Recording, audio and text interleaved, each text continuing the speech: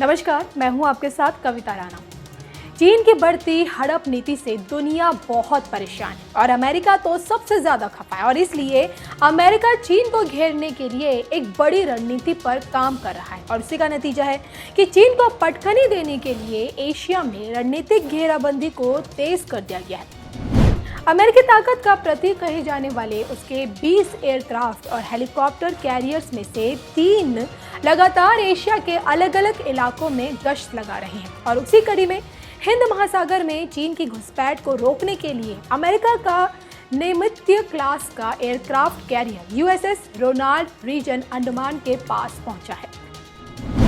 परमाणु शक्ति से चलने वाले इस एयरक्राफ्ट कैरियर पर अमेरिका ने 90 घातक लड़ाकू विमान और 3000 से भी ज्यादा मरीन तैनात है। ओपन सोर्स इंटेलिजेंस ने बाकायदा ट्वीट करते हुए ये जानकारी दी है कि मलक्का जलडमरू मध्य के पास इस एयरक्राफ्ट कैरियर को कुछ समय पहले देखा गया है और माना तो ये भी जा रहा है कि यह हिंद महासागर में स्थित अमेरिकी नेवल बेस डिएगो गार्सिया भी जाएगा। अमेरिका ने हाल ही में यहाँ भी B-2 बॉम्बर को भी तैनात किया है और इस क्षेत्र में अपनी सामरिक ताकत को बढ़ाकर अमेरिका चीन पर दबाव बनाने की कोशिश कर रहा है। अब यहाँ पर एक और जानकारी आपको ये देते चले कि हिंद महासागर में चीन की बढ़ती गतिविधियों पर लगाम लगाने के लिए अमेरिका ने अपने 3 एयरक्राफ्ट कैरियर्स को इस इलाके में तैनात किया है। इनमें से एक यूएसएस थियोडोर रूजवेल्ट फिलीपींस सागर में, जबकि दूसरा खाड़ी देशों के पास गश्त लगा रहा है। वहीं अमेरिका के आक्रामक गतिविधियों से बौखलाया चीन बार बार युद्ध की धमकी दे रहा है। रक्षा मामलों के विशेषज्ञों की माने तो अमेरिका के सुपर कैरियर्स में यूएसएस रोनाल्ड रीगन को बहुत ताकतवर माना जाता है। परमाणु शक्ति से चलने वाले इस एयरक्राफ्ट कैरियर को अमेरिकी सेना में 12 जुलाई साल 2003 को कमीशन किया गया था। जापान का योकोसुको नेवल बेस इस एयरक्राफ्ट कैरियर का होम बेस है और ये कैरियर स्टाइल ग्रुप 11 का अंग जो अकेले अपने दम पर कई देशों को बर्बाद करने की ताकत रखता है।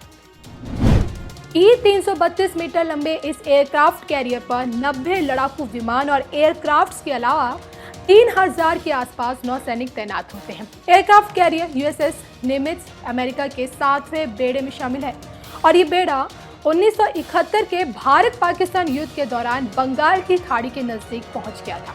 इसका मकसद बांग्लादेश में मात खा रहे पाकिस्तानी सेना का सहायता करना था, लेकिन उस समय भारत के साथ रूस मजबूती के साथ खड़ा हो गया था और जिसके कारण अमेरिका का 7वां बेड़ा वापस लौट गया। लेकिन अब हालात बिल्कुल उलट है। भारत के साथ अमेरिका, जापान और ऑस्ट्रेलिया हिंद महासागर में चीन को घेरने के लिए तैयार बैठे हैं। अब अगर ड्रैगन ने कोई भी हिमाकत की तो उसका अंजाम उसे भुगतना पड़ेगा। चीन के व्यापार का बड़ा हिस्सा हिंद महासागर के जरिए ही खाड़ी और अफ्रीकी देशों में जाता है और जबकि चीन अपने ऊर्जा जरूरतों का बड़ा आयात इसी रास्ते से करता है। अगर भारतीय नौसेना ने इस रूट को ब्लॉक कर दिया तो चीन को तेल समेत कई चीजों के लिए किल्लत झेलनी पड़ेगी। अभी चीन पाकिस्तान इकोनॉमिक कॉरिडोर भी पूरा नहीं हुआ है और ऐसे में चीन इस रास्ते से भी कोई आयात निर्यात नहीं कर सकता।